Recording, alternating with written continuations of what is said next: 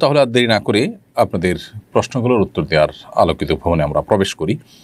নিশাত সুলতানা, আপনার প্রশ্নটি আমি শুরুতে দেখতে পাচ্ছি। আপনি লিখেছেন, কোনো কারণে কারো কবর ভেঙে যাওয়া কি খারাপ লক্ষণ? কবর ভেঙে গেলে কি মৃত ব্যক্তির ব্যাপারে কুধারণা করা যাবে, কিংবা কুধারণা করলে কোনো গুনাহ হবে কিনা? উত্তর হলো, কবর কোনো কারণে ভেঙে যাওয়াটা এটা অস্বাভাবিক কোনো বিষয় নয়, এবং এটা মৃত ব্যক্তি বা কবরস্থ লোকটির খারাপ হওয়ার কোনো লক্ষণও নয়। আমরা অনেকে মনে করি যে কবর ভেঙে যাচ্ছে মানে কবর তাকে রাখছে না বা কবর তাকে গ্রহণ করছে না, লোকটা খারাপ, সেজন্য এই কথাগুলো একেবারেই অমূলক এবং ধারণাপ্রসূত কথা, এগুলোর কোনো ভিত্তি নেই। কবর ভেঙে যাওয়াটা মাটির কোনো কারণে হতে পারে, অন্য কোনো কারণে হতে পারে। অতএব কবর ভেঙে যাওয়া, কবরে পানি ওঠা, এরকম কোনো বিষয়ই আসলে মৃত ব্যক্তি বা কবরস্থ ব্যক্তির ভালো বা মন্দের কোনো বিষয়কে ইঙ্গিত করে না। বিধায় শুধুমাত্র কারো কবর ভাঙতে দেখে বা ভাঙা কবর দেখে বা কবরে পানি উঠেছে এটা দেখে ওই মৃত ব্যক্তি সম্পর্কে কুধারণা করলে সেটি গুনাহ হবে। কারণ একজন মানুষ সম্পর্কে খারাপ ধারণা করা এমনিতেই নিষেধ।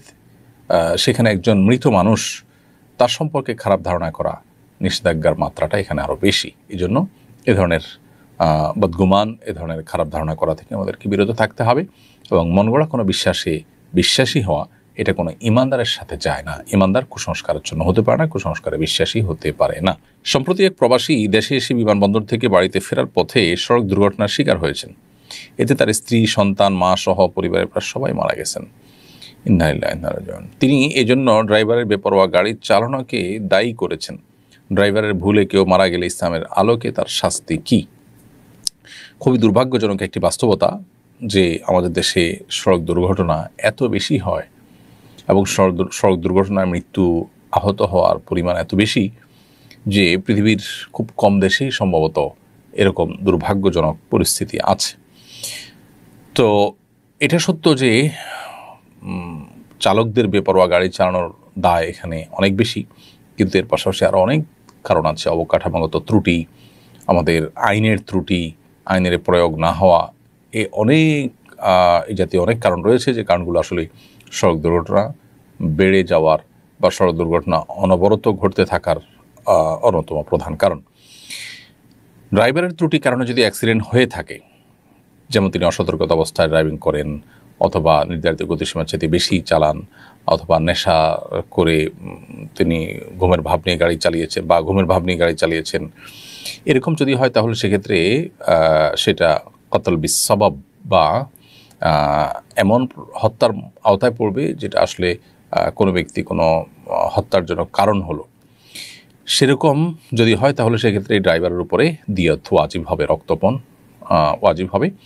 রক্তপণ হলো 100 ওঁটের মূল্য, এইটা তাকে দিতে হবে মৃত প্রত্যেকটা ব্যক্তির এগনিস্টে এবং বিপরীতে। তার দেওয়ার ক্ষমতা না থাকলে সে জেলে থাকবে, এবং তার যে অ্যাসোসিয়েশন আছে, তার যে ফ্যামিলি আছে, তারা সবাই মিলে সেটা দেওয়ার ব্যবস্থা করবে, আর না হলে সে জেলে থাকবে। আর ড্রাইভারের কোনো ত্রুটি যদি না থাকে তাহলে এটাকে সাধারণ বিপদ হিসাবে, নসিবে ছিল আসমানি বিপদ হিসাবে এটাকে ট্রিট করা হবে, এবং ড্রাইভারের উপরে সেক্ষেত্রে দিয়ত বা কাফারা কিছুই আসবে না। আমাদের দেশে অবশ্য সড়ক দুর্ঘটনা হলেই চোখ বন্ধ করে ড্রাইভারের উপরে দোষ চাপানোর একটা প্রবণতা আছে, যদিও এখানে কি ঘটেছে ঠিক আমরা জানি না। হতে পারে এখানে বেপরোয়া গাড়ি চালানোটাই ছিল প্রধান কারণ, সেটা তদন্ত করলে বেরিয়ে আসবে। দিয়ত যেটা, রক্তপণ যেটা, সেটা 100 ওঁট অথবা 10,000 দিরহাম অথবা 1,000 দিনার, 3টা অপশন রয়েছে।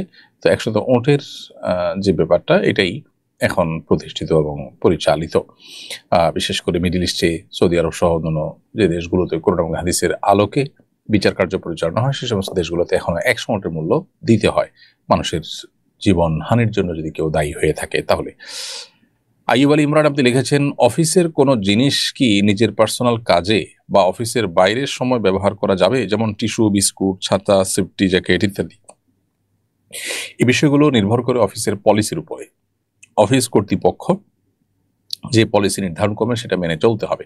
যেমন তারা যদি বলেন বা তাদের পলিসিতে যদি উল্লেখ করা থাকে যে অফিসের ছাতা, জ্যাকেট এগুলো অফিস টাইমে শুধু ব্যবহার করতে হবে, পার্সোনাল টাইমে বা পার্সোনাল কাজে এগুলো ব্যবহার করা যাবে না, তাহলে সেটাই মেনে চলতে হবে। আর যদি অফিস এগুলোর উপরে অনুমোদন করে অনেক সময় দেখা যায় যে এগুলো কাউকে দিয়ে দেওয়া হয় আর এগুলো ব্যাক নেওয়া হবে না, এবং ফেরত নেওয়া হয় না, এবং অনেক সময় দেখা যায় যে বছরে একটা করে পায়। এরকম যদি হয় তাহলে সেক্ষেত্রে বিষয়টা সম্পূর্ণ তার উপর নির্ভর করে। এটা তাকে ব্যবহার করতেই দেওয়া হয়েছে, সেই হিসেবে ব্যক্তিগত কাজে তিনি ব্যবহার করতে পারবেন। আর টিস্যু, বিস্কিট, এই জাতীয় যে জিনিসগুলো আছে, এই জিনিসগুলো অফিস টাইমের বাইরে আপনি ব্যবহার করছেন, সেটা আসলে বেশিরভাগ ক্ষেত্রেই নিজের বিবেককে জিজ্ঞাসা করলেই এর উত্তর পাওয়া যায় যে আসলে আপনি কি কাজটা সঠিক করছেন কিনা। আপনি অফিসের যে বিস্কিট বা টিস্যু সেটা নিয়ে গেলেন, অফিস টাইমের বাইরে আপনি বাসায় ব্যবহার করলেন, অন্য কোথাও ব্যবহার করলেন, সেটা যে খেয়ানত সেটা বোঝার জন্য কর্তৃপক্ষের পলিসির দিকে তাকাবার প্রয়োজন নেই। হ্যাঁ, আপনাকে আপনার জন্য একটা বিস্কিটের প্যাকেট বরাদ্দ আছে অন্য সবার মতো করে, আপনি আপনার প্যাকেটটা নিয়ে গেলেন, সেটা ভিন্ন বিষয়। তো এই বিষয়গুলো মূলত আমানতদারিতার প্রশ্ন। এখানে মালিক পক্ষের কোনো ক্ষতি হলে তারা ডিউটিতে আপনাকে ব্যবহারের জন্য কিছু দিয়েছেন, সেটা আপনি ডিউটিতে ব্যবহার করবেন, ডিউটির বাইরে সেটা আপনি নিয়ে যাবেন না। একান্ত আপনার জন্য বরাদ্দকৃত জিনিস সবার জন্য আছে এবং সেটা বহনযোগ্য, আপনি নিয়ে নিলেন, সেটা ভিন্ন বিষয়। এরপরে প্রশ্ন করেছেন, গাজীপুরে চাঁদাবাজি নিয়ে লাইভ করার পর এক সাংবাদিককে কুপিয়ে গলা কেটে হত্যা করেছে দুর্বৃত্তরা। এই ধরনের ঘটনা ইদানিং বেড়ে চলেছে, কোনো কিছুতেই থামানো যাচ্ছে না। এসবের পুনরাবৃত্তি রোধে আপনার পরামর্শ কি? প্রথম কথা হলো, এই নিউজটার ব্যাপারে আমি যতটুকু দেখেছি যে এখানে লাইভ করার পরে কুপিয়ে গলা কেটে হত্যা করার কথাটি সোশ্যাল মিডিয়াতে প্রচারিত হয়েছে। কোনো মিডিয়াতে থাকলেও সেই মিডিয়ার তথ্য এবং ভেতরে নিউজ পর্যালোচনা করে দেখা গেছে তারা ওই ব্যক্তির প্রোফাইল ঘেটে কোনো প্রকার লাইভ করার কোনো চিত্র বা আলামত খুঁজে পাননি। তো পুরো বিষয়টা আসলে কতটা সত্য সেটা আসলে তদন্ত সাপেক্ষ। তবে আমাদের দেশে এই ধরনের ঘটনা যে ঘটে না তা নয়, এই ধরনের ঘটনা ঘটে, অহরহ ঘটে। এগুলোর জন্য আমাদের আসলে রাজনৈতিক সমস্ত দলগুলোকে, রাজনৈতিক শক্তিগুলোকে ঐক্যবদ্ধ হতে হবে এবং তাদের সবাইকেই যার যার অবস্থান থেকে এই পরিস্থিতি থেকে উত্তরণের জন্য সিদ্ধান্ত গ্রহণ করতে হবে যে তারা এগুলো কোনোটাকে কেউ প্রশ্রয় দিবে না। এবং আইনের শাসন এটা যতদিন পর্যন্ত বাস্তবায়িত না হবে ততদিন পর্যন্ত এই পরিস্থিতি থেকে আমরা আসলে রেহাই হয়তো পাবো না। অনেক আলেমকে দেখি ডান হাতে ঘড়ি পরেন। ডান হাতে ঘড়ি পরার কি বিশেষ কোনো ফজিলত আছে? ঘড়ি ডান কিংবা বাম যে কোনো হাতেই আসলে পরা যায়।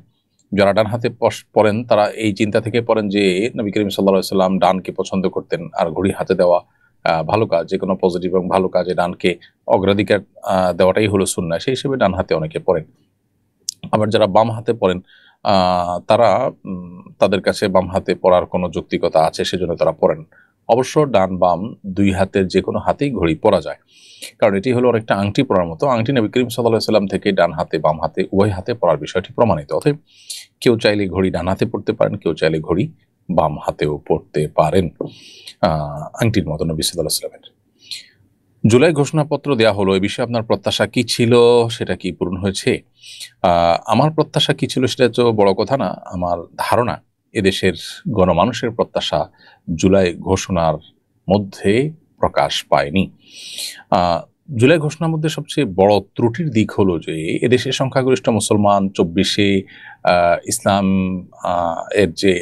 ইসলামের যে গুরুত্বপূর্ণ প্রভাবক শক্তি হিসাবে কাজ করার বিষয়টি, এগুলোর কোনোটাই কিন্তু এই ঘোষণাপত্রে উঠে আসেনি। এর বাইরে বিডিআর হত্যাকাণ্ড, তারপরে শাপলা হত্যাকাণ্ড, এরকম আরো অনেক ঘটনা আছে যে ঘটনাগুলো জুলাই ঘোষণাপত্রে উল্লেখ থাকার প্রয়োজন ছিল এবং খুবই প্রাসঙ্গিক ছিল, কিন্তু সেগুলো উল্লেখ হয়নি। এবং এখানে বরাবরের মতোই আমাদের অন্যান্য ঘোষণাপত্র বা অন্যান্য সরকারি পেপারস এবং অন্যান্য রাজনৈতিক দলগুলোর যে বিভিন্ন ঘোষণা, দফা ইত্যাদি থাকে, সেগুলোতে পশ্চিমাদের যে আপনার চাপ দিয়ে ঢুকানো কিছু শব্দ, যে শব্দের মায়ের প্যাচে LGBTQ ইত্যাদিকে তারা